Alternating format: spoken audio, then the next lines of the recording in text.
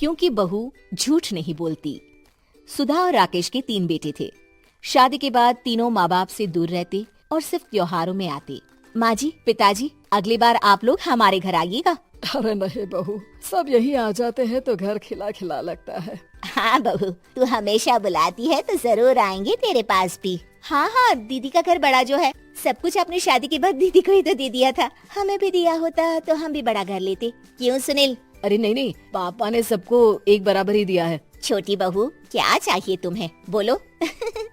वो आपके सोने की चेन वाली घड़ी है ना, वो अगर आप मुझे, तभी वहाँ मजली बहू भी आ जाती है। और मुझे ना आपका मंगलसूत्र कितना लंबा, सुंदर और भारी भी है। अरे हाँ हाँ, तुम दोनों को ही दूंगी बहू, चिंता ना करो। चलो अब खाना लगाओ, खाना खाया जाए। सभी मिलकर खाना खाते हैं कि पड़ोसन आ जाती है।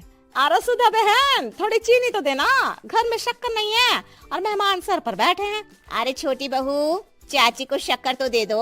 अरे मछली दीदी, आप दे दीजिए ना, मैं यहाँ कम आती हूँ तो मुझे पता ही नहीं है कि सासू माँ सारी चीजें कहाँ रखती है। और तुम ना कौन सा यहाँ रोज शक्कर फाँकने के लिए आती हूँ, मुझे भी नहीं है पता। तभी बड़ी बहू हाथ में चीनी की कटोरी लेकर आती है। चाची, शक्कर आप लोगों का बड़ा सहारा है माँ जी और पिताजी को, वरना हम लोग तो यहाँ रहते ही नहीं। आप जैसे पड़ोसी हैं तो हम निश्चिंत हैं। और जीती रहे बहू, अब तो ये घर पड़ोस कम परिवार ज्यादा लगता है। सुधा अपनी बड़ी बहू को देखकर बहुत खुश रहा करती थी। वो उससे अक्सर घंटों बात भी किया करती, लेकिन दोनों दूसरी बहुओं का भी वो समझती थी कि शायद छोटी है, वक्त आने पर संभल जाएंगी। समय आ जाता है जब सभी को वापस जाना होता है। माँ जी, हम लोगों की फ्लाइट पहले है, हमें इजाजत दे। वो सास के गले लगकर चली जाती है। थोड़ी देर बाद छोटी बहू कहती है, माँ जी, मैं ना ये सोफे के कवर और चादरें ले जा रही हूँ, यहाँ तो ऐसी ही पड़ी रहेंगी। हाँ हाँ बहू, ले जा। और कुछ चाहिए तो बोल। और तो चाहिए बहुत कुछ, पर चलिए कोई बात नहीं, अगली बार ले जाऊंगी मैं। ऐसे ही मंजली बहू भी घर का बहुत सारा सामान ले जाती है। सभी के जाने के बाद सुधा राकेश से कहती है, घर कितना सूना लग रहा है ना। हाँ, और खाली भी। तुम्हारी दोनों बहुएं सब बटोर गई।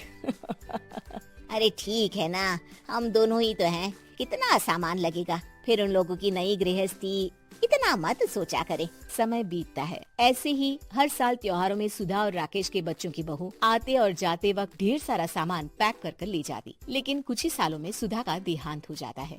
पिताजी, आप यहाँ अकेले क्या करेंगे? हम लोगों के साथ चलिए। अरे नहीं बहू, इस घर में सुधा की यादें हैं, मैं उसे नहीं छोड़ सकता हूँ। अब तुम लोगों की माँ नहीं रही। देख लो, वैसे तो मैंने उसके जीते जी सब कुछ दे दिया है, लेकिन कुछ उसका पर्सनल कीमती सामान था, जो ये है, ले लो। सामान में होती है एक घड़ी और एक मंगलसूत्र। माँ जी ने कहा था कि वो ये घड़ी मुझे देंगी। हाँ हाँ, पिताजी, माँ ने सबके सामने ये घड़ी सरिता को देने के लिए कहा था। उठा लो सरिता माँ की घड़ी। अब क्या था, छोटी बहू फट से घड़ी उठा लेती है। और पिताजी, ये मंगलसूत्र तो माँ ने मुझे ही देने को कहा था, याद है ना? वो सभी की ओर इशारा करती है। तू भी ले ले ये हार बेटा, कोई बात नहीं। मंजली फटाक से हार उठा लेती है। ससुर बड़ी बहू की तरफ देखते हैं। तुझे क्या दूं बेटा? पिताजी, माँ ने एक चीज मेरे लिए भी रखी है। सभी के कान खड़े हो जाते हैं कि आखिर सास ने क्या रखा होगा बड़ी के लिए। अरे माँ जी तो दीदी से प्यार भी ज्यादा ही करती थी, हमेशा उनसे बात किया करती। जरूर कोई बड़ी और अपनी प्रिय चीज दी होगी दीदी को। पर देख लेते हैं ना, वरना तो हम भी बराबर का बंटवारा करेंगे। हाँ, कर लेना बंटवारा। लेकिन बड़ी बहू, बताओ तो, सुधा ने क्या रखा है तुम्हारे लिए? अभी तो हम लोग यही हैं पापा जी, जब जाने लगेंगे तो बता दूंगी। बड़ी बहू के मुंह से ये बात सुनकर बाकी दो बहुएं सोचने लगती हैं कि आखिर क्या है जो दीदी को सासू माँ देकर गई हैं। दीदी, ऐसा तो नहीं ना कि पूरे घर का आधा हिस्सा माँ बड़ी भाभी को देकर गई हो? तभी वहाँ ससुर आ जाते हैं। नहीं, ऐसा कुछ नहीं है। मकान तो तुम तीनों का बराबर से है। देखो, बड़ी बहू से तुम्हारी सास ज्यादा जुड़ी थी, न जाने क्यों घंटों बात किया करती थी। पता नहीं क्या देकर गई है उसे। और ससुर जी, आपको क्या पता, चालाकी से पूरे घर के पेपर में साइन करवा लिए हो, या फिर कोई छुपा गहना।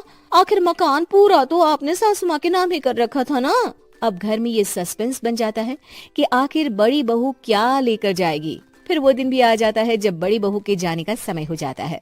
बेटा, परसों तुम चली जाओगी, बताया नहीं माँ ने तुम्हें क्या दिया?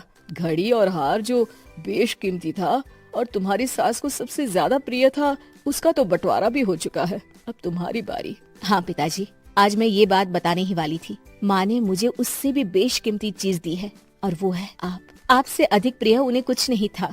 माँ चाहती थी कि आप मेरे साथ रहें। चलिए पिताजी। बेटा, मेरे पास तो कोई पेंशन भी नहीं है और ना ही कोई प्रॉपर्टी लेकिन आपके पास संस्कार है पिताजी, जो मेरे बच्चे आपसे लेंगे, तो आपको ले जाने पर स्वार्थ ही है मेरा। चलिए ना पापा।